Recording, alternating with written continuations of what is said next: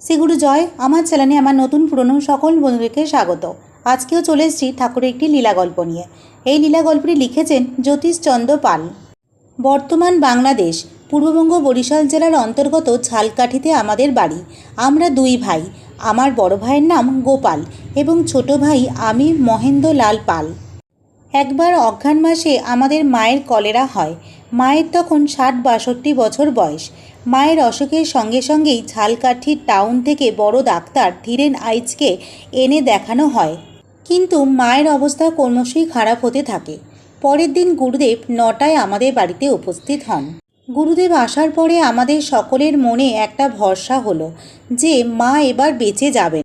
তখন আশ্রমের চারুদিদি আমাদের বাড়িতে ছিলেন। চারুদিদি আমাদের বোন।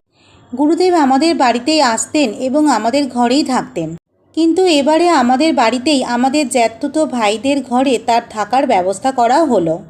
৩ দিনের দিন মায়ের মরণাপন্ন অবস্থা। মাকে শেষ দেখার জন্য গ্রামের অনেক লোকজন এসেছে। এই সময় গুরুদেব তার বোনের বাড়ি যাবে বলে রওনা করছেন।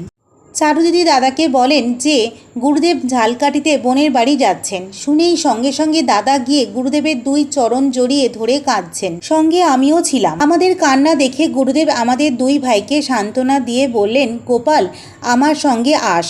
আমরা ২ ভাই গেলাম।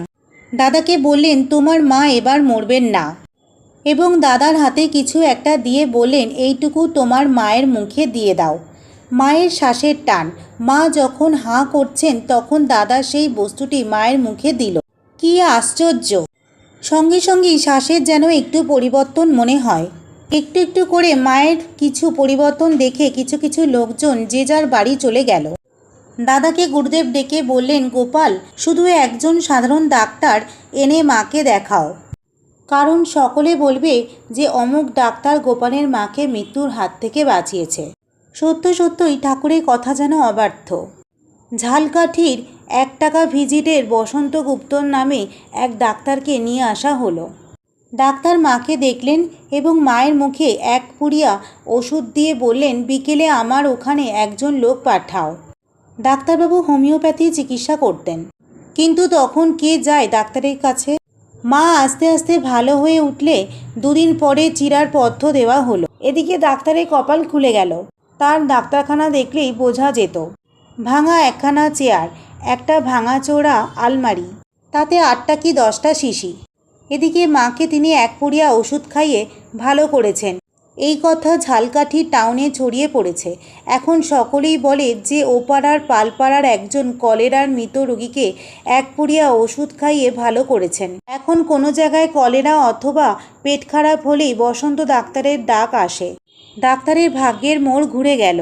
এখন বসন্তবাবু ছাড়া আর কথা নেই, আর আগের সেই দৈন্যদশার ডাক্তারখানাও নেই। সেখানে এখন ভালো ভালো চেয়ার, আলমারি বোঝাই ওষুধ। তিনি কমে খুব ধনী লোকে পরিণত হলেন।